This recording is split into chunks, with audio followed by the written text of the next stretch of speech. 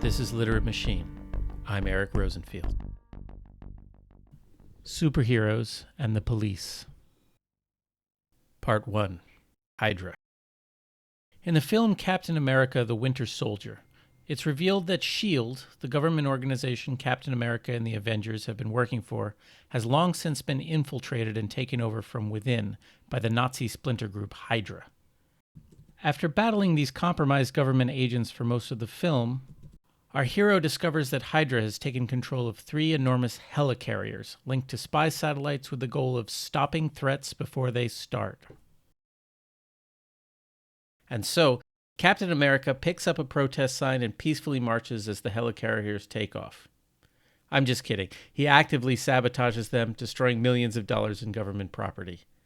But it's fine because his ally, the Black Widow, appears before a Senate subcommittee and explains everything, and everyone in the Senate and the public accept that destroying the helicarriers was the right course of action. The end. Meanwhile, in the real world, police departments all over the country have been infiltrated by white nationalists, as reported by PBS NewsHour. This has been known for years, and very little has been done about it, which is why in recent protests, we've seen them routinely take the side of white nationalist vigilantes. That's why, when white supremacists marched on state capitals demanding their right to be infected by a plague, the police gave them free rein. And when the police murder black people, prosecutors let them off the hook because they need to work closely with the police to do their job.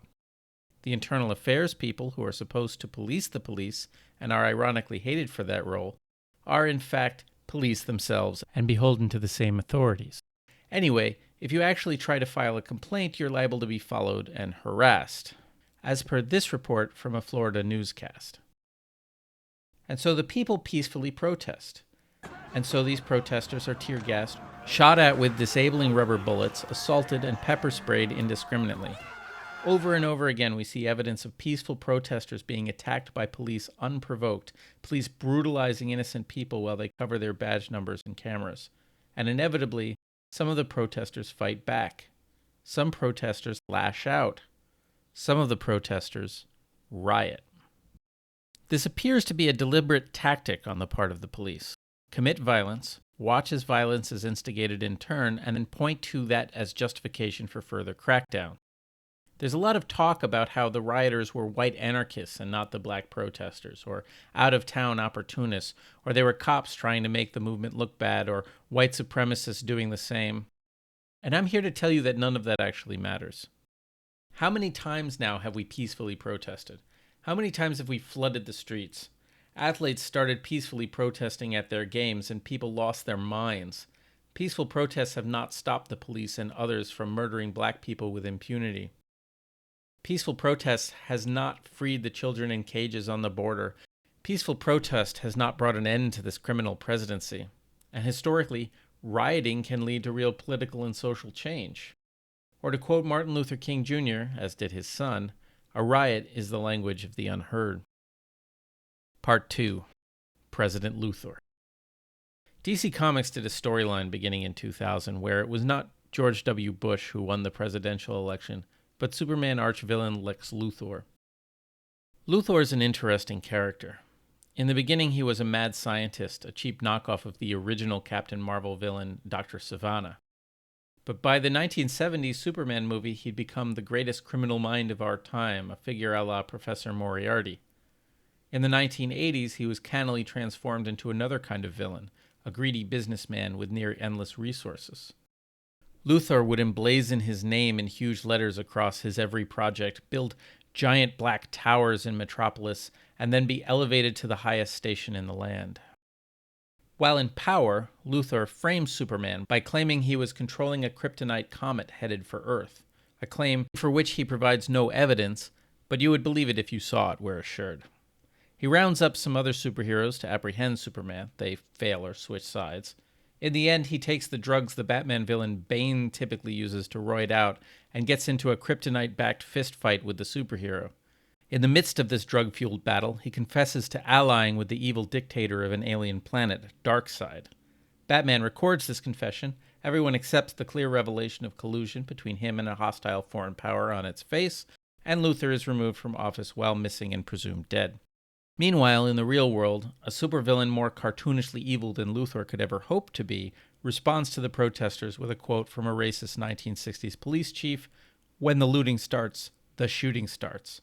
A statement that, as clearly as possible, expresses the sentiment that property is more important than human lives. He uses the National Guard to clear out peaceful protesters, whose right to protest is guaranteed by the Constitution, from in front of the White House with tear gas and flash bombs so he can have a photo op holding a Bible in front of a church. The government is the body given monopoly on the legitimate use of violence.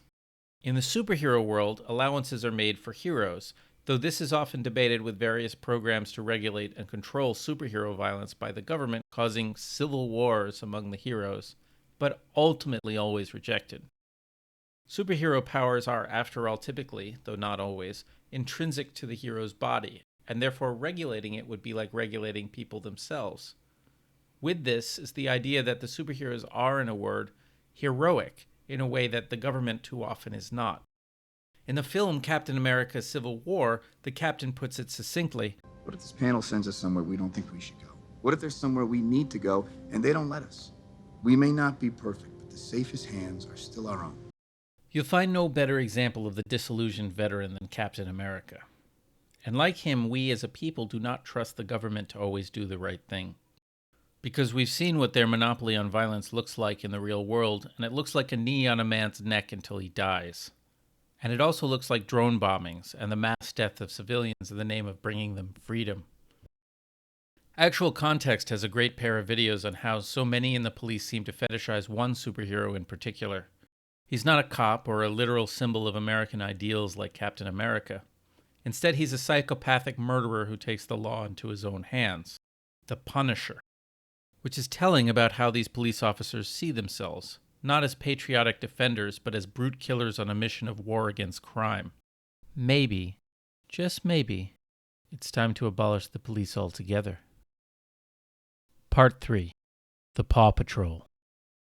As someone with a 3-year-old child, I've been subjected to more than the recommended dosage of Paw Patrol. From the beginning of the series, the show is about a team of puppies with various different vehicles and specialties. Rebel has a bulldozer, Marshall has a fire truck, and so on.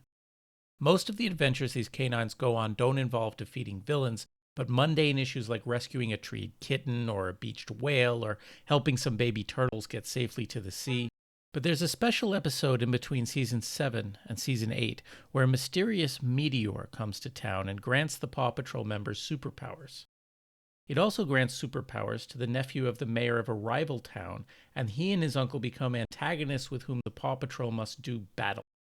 This is, of course, all very G-rated and as non-violent as superhero action can be. This change completely reframes the series from being about civil services organizations that help out in the community to a crime-fighting unit that must defeat the enemies of law and order.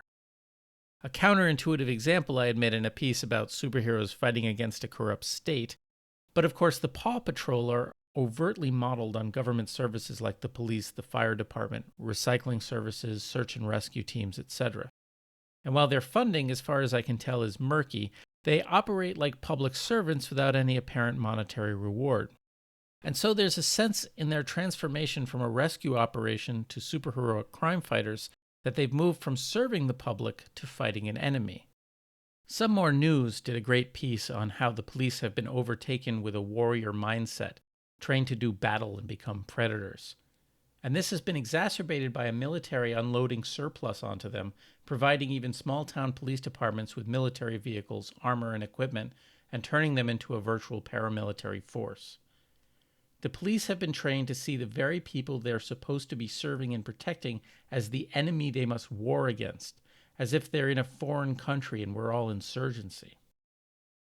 After all, if the only problem with the police were a few bad apples, then why aren't the good cops arresting the bad cops for the egregious battery they're performing on protesters that we've seen in video after video? Have any of those arrests happened? Has a single good cop of their own accord stood up to a bad cop and arrested them? If there's only a few bad cops, why are so many of them literally cheering the Buffalo officers who pushed down an old man and sent him to the hospital in broad daylight and on video? Why are they talking about calling in sick in Philadelphia in solidarity with an officer who was arrested for beating a college student with a baton? But we know why this all is. Consider the case of Adrian Schoolcraft. Adrian Schoolcraft was a police officer who reported misconduct in the falsifying of reports. As a result, he was hounded, harassed, and forcibly committed to a mental hospital. The truth only came to light because he recorded his superiors committing their crimes.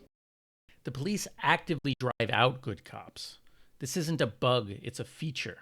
It's almost as if the police don't actually exist to uphold the law.